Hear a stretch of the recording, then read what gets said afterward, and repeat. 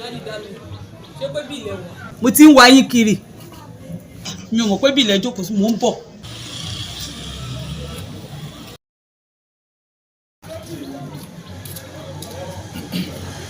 Dádì mi mọ̀ pé bí ilẹ̀ wà nǹkan tí màá jẹ ni mo wá béèrè lọ́wọ́ yín. Mọ́mí dami. Dami. But o ti ṣe rice na. Rice all the time. Èmi ò jẹ rice o, mi ì tẹ̀ jẹ concoction rice. Concoction rice yẹn la jẹ ní ìjẹta, òun la jẹ lánàá. Ẹ tún ní kí n máa jẹ lẹ́yìn. Èmi ò jẹ concoction rice o, nǹkan tí màá jẹ ní kẹ́ fún mi o, mi ì tẹ̀ jẹ rice rárá, mi ì tẹ̀ fẹ́ jẹ rice rárá ni. Nǹkan tí màá jẹ ní kẹ́ fún mi. Ẹ̀yin obìnrin ẹ mọ pàtàkì concoction. Look, let me tell you the importance of concoction rice.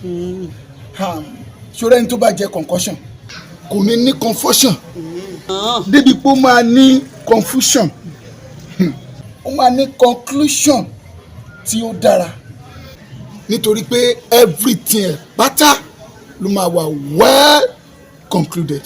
Ó máa wà well concluded ní nítorí pé ẹ̀mọ́ ẹ̀ ní nǹkan tẹ́ fẹ́ fún wa náà ni.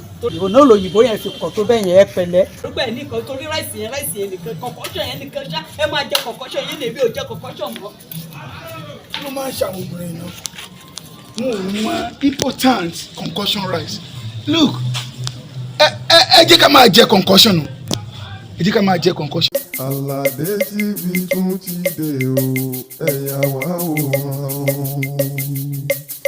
Sinimá lóríṣiríṣi o, aráyé ẹ gbọ́.